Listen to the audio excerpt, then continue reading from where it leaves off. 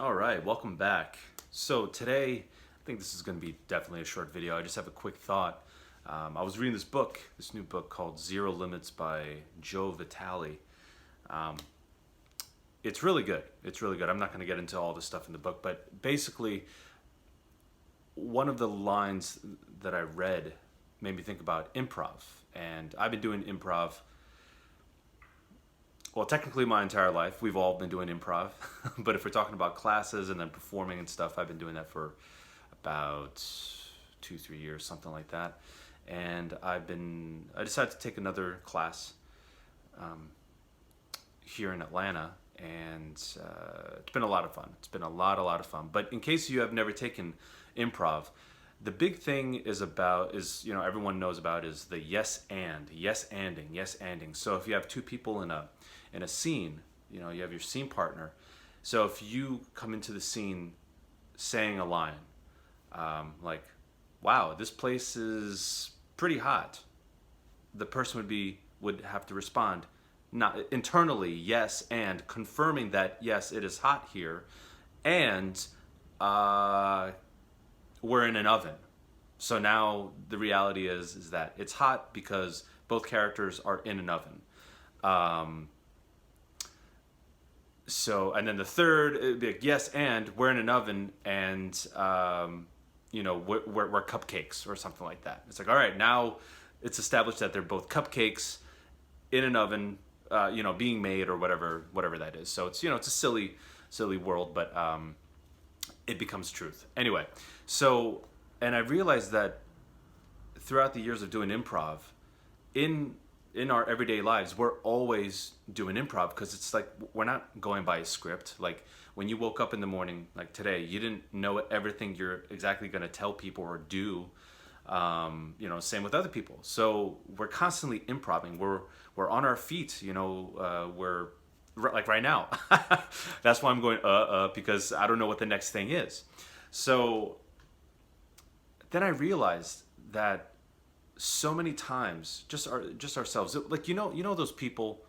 I'm sure I've done it myself. It's sometimes when you have a scene partner, if you don't listen, the scene's not going to go anywhere. Nothing's going to happen. The good things, the funny things that are supposed to come through naturally won't come through because there's a resistance.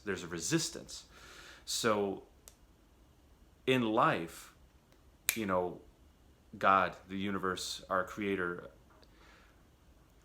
there are things that we ask for, that we want to manifest, that we want, to come into our lives, whether that's finances, more money, or a relationship, or opportunities, or whatever it is, a bike. Like, for instance, I'm seeing a bike coming into my life soon. I know the color, I know the type, I know the make. It's just something that I want. So whatever those things are, if we're constantly like, this is what I want, hey, I want it, where is it? I'm not seeing it, where is it? And then also at the same time, you're constantly in movement. I need to go figure out how I'm going to get this bike, or get this car, or get this girl, or get the constant. We're taught in this society to, the constant go. And when we do that, it's just like us being that scene partner that won't shut up. A scene is supposed to be shared with your partner. There's supposed to be, it's like tennis. You hit the ball over the net, then you're supposed to wait until they hit the ball over the net. It's the constant flow. But when you're the person who's always talking in the scene, your scene partner's like, well, all right, I guess I won't do anything then, because I guess I'm not a part of this, and he or she doesn't want to hear what I have to say. And then finally, they're kind of like, will you just shut up? And you get humbled, and you're like, all right, whoa, I guess I'll hang back. And they're like, are you done yet? Yeah, I'm done. All right. And then they present their funny line or whatever it is, their gift that they present to you, which ends up being the thing that you were looking for the whole time, but you had no idea that it was there waiting for you because you were so focused on it and trying to get it and not stopping, putting so much pressure that it just never came until you just stopped. I don't know if you can feel that peace, that calm right now. I just felt it. But that calm, that's when things happen. When you're not living in the future, living in the past.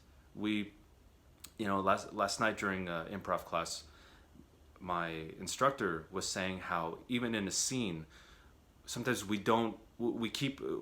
zigzag in our thoughts because it's like, I have to say something.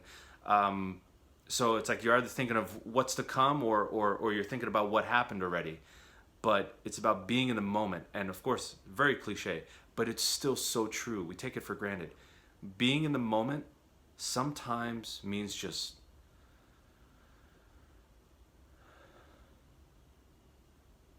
doing that. Just doing that. Think about those times where you're with your buddy or you're with your girlfriend, your significant other, and you have those moments of silence where you're not saying anything, you're not doing anything. There's just that peace. Those are the moments that, we don't think about often, but we do treasure. It's because there's that feeling. That feeling. So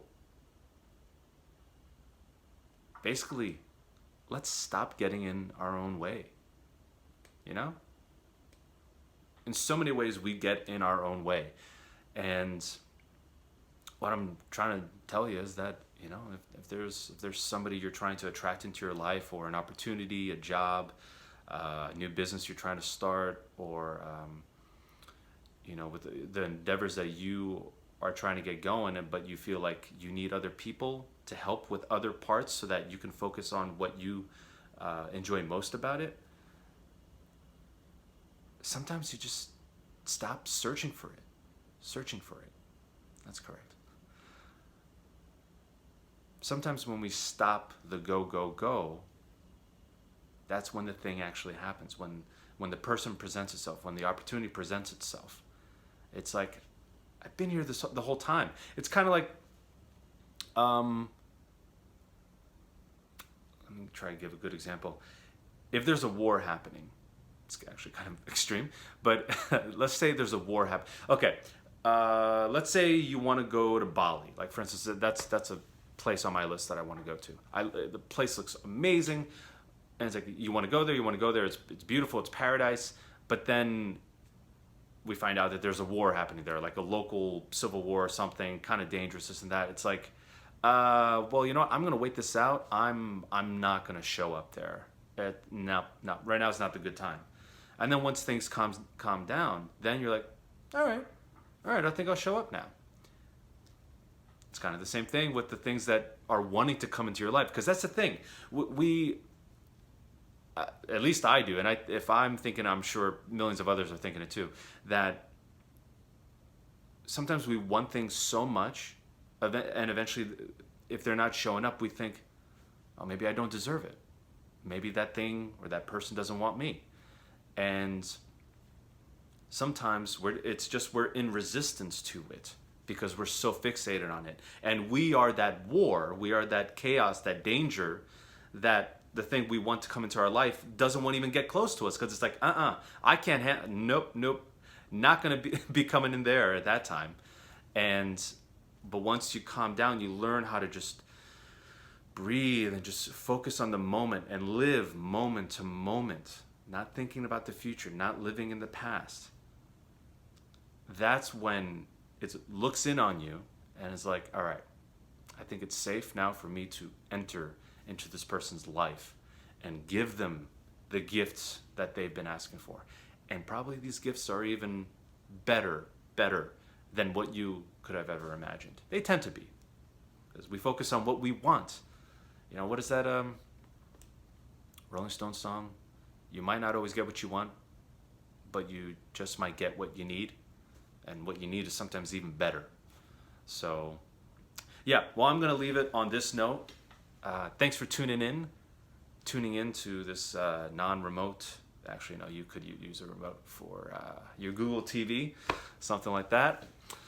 Yeah, so I'm a dork and I love it because authenticity is a rarity these days. So be more authentic, and please share this video if it resonated with you, and share it with your friends or family or whoever, whatever, with your cat. Maybe cats could enjoy something like this. You know, maybe they want to turn their lives around in their 5th or 6th life. And please also subscribe and hit that bling, that notification bell if you want to. You don't have to do any of this, and I'm totally cool if you don't. I just love sharing these messages, and yeah, have an awesome week.